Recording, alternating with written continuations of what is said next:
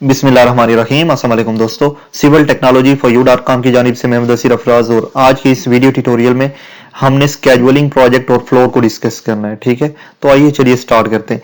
अब till now हमें पता है कि हमने प्रोजेक्ट किस तरह से क्रिएट करना है, उसके बाद WBS किस तरह से क्रिएट करने हैं, एक्टिविटीज को किस तरह से क्रिएट करना है, ड्यूरेशन किस तरह से देना है। ठीक है, अब जो लास्ट स्टेप है हमने स्केड्यूल करना है प्रोजेक्ट को। तो स्केड्यूल करने के लिए कुछ इंपॉर्टेंट चेक्स हैं जो कि बहुत ही ज्यादा इंपॉर्टेंट है। जिस तरह आपने कैलेंडर को चेक करना है for both project and activities के लिए, और यूजर प्रेफरेंसेस से एक्टिवेट करना है टाइम को, ये मस्ट है। उसके बाद project on start date and data date, जिस तरह मैंने बताया है, ये दोनों सेम होनी चाहिए। और उसके बाद WBS और एक्टिविटीज को चेक करना है आपने, और इसके बाद आपने नेक्स्ट ये करना है कि कीबोर्ड से F9 को प्रेस करना है। ठीक है, और उसके बाद आपने ये देखना है कि डाटा डेट और जो टाइम है ये एक्टिवेट है, और उसके बाद आपने जाके यहां से स्केड्यूल करना है, तो प्रोजेक्ट आपका स्केड्यूल हो जाएगा। तो आइए प्राइमोविरा को ओपन करते हैं और हम चेक करते हैं कि स्केड्यूल कैसे किया जाता है। ओके, प्राइमोविरा मैंने ओपन कर दिया और इसके बाद हम सबसे पहले जो काम करेंगे वो ये है कि हमने प्रोजेक्ट विंडो में चले जाना है। ठीक है, उसके बाद हमने प्रोजेक्ट को सिलेक्ट करना है और हमने डेट में जाना है और प्रोजेक्ट ऑन स्टार्ट डेट और डाटा डेट को चेक करना है, और अगर ये सेम नहीं है तो हमने सेम करनी है। फिर डिफॉल्ट में जाके हमने प्रोजेक्ट कैलेंडर को चेक करना है। इसके बाद मैं इस प्रोजेक्ट को ओपन करता हूं। ओपन करने के बाद मैं इंटरप्राइज में चला जाऊंगा। ये जिस तरह हमारा प्रोजेक्ट है, ठीक है, इंटरप्राइज में चला गया और इंटरप्राइज में जाने के बाद मैं आ गया कैलेंडर पे। मैंने कैलेंडर को चेक करना है, ये डिफॉल्ट कैलेंडर होना चाहिए, और उसके बाद मॉडिफाई में जाके मैंने चेक करना है कि 8 आवर्स पर डे होना चाहिए जिस तरह से हमने मॉडिफाई किया होगा, और हॉलीडेज को चेक करना है और टाइम पीरियड को चेक करना है हमने। ठीक है, ये सब सही होना चाहिए। उसके बाद हॉलीडेज वगैरह जो हैं उनको सबको चेक करना है हमने। ठीक है, एक्सेप्शन वगैरह, और ये सब चेक करने के बाद हम इसको ओके कर देंगे, फिर इसको क्लोज करेंगे।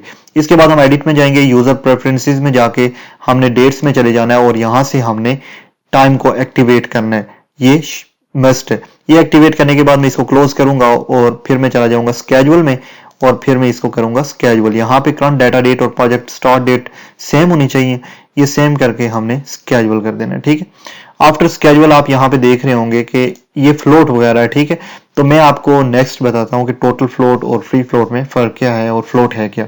इससे पहले भी मैं फ्लोट को डिस्कस कर चुका हूँ।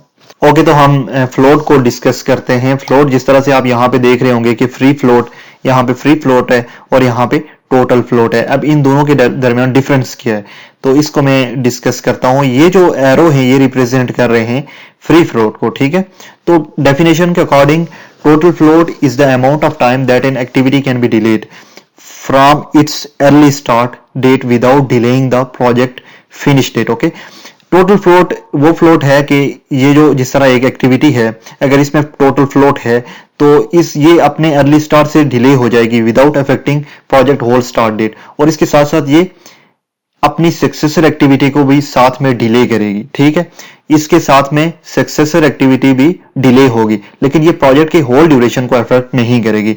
इसके अकॉर्डिंग अगर फ्री फ्लोट को देखें तो free float is the amount of time that an activity can be delayed. Delay तो हो सकती है without delaying the early start of any successor activity. ये डिले हो सकती है अपने अर्ली स्टार्ट से, लेकिन जो इसकी सक्सेसर एक्टिविटी होगी ये उसको भी डिले नहीं करेगी। फॉर एग्जांपल हमारे पास ये एक्टिविटी है F। ठीक है, आप देख रहे होंगे इसके दरमियान इतना एरिया है, ये जो एरो रिप्रेजेंट है यहाँ पे। ठीक है, इतना ये डिले हो सकती है, और इसके साथ में ये सक्सेसर एक्टिविटी इतने दिन तक ये इस पे कोई इफेक्ट नहीं आएगा।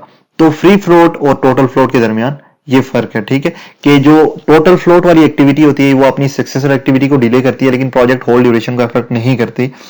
जो फ्री फ्लोट होता है वो अपनी सक्सेसर जो आने वाली एक्टिविटी है उसके अर्ली स्टार्ट को भी अफेक्ट नहीं करती और प्रोजेक्ट की होल ड्यूरेशन को भी अफेक्ट नहीं करती। तो ये डिफरेंस था फ्री फ्लोट और टोटल फ्लोट के दरमियान। तो इसके साथ ही बिगिनर लेवल हमारा कंप्लीट हो गया है। अब हम चलेंगे नेक्स्ट लेवल यानी एडवांस लेवल की तरफ। तो thank you very much, Allah Hafiz.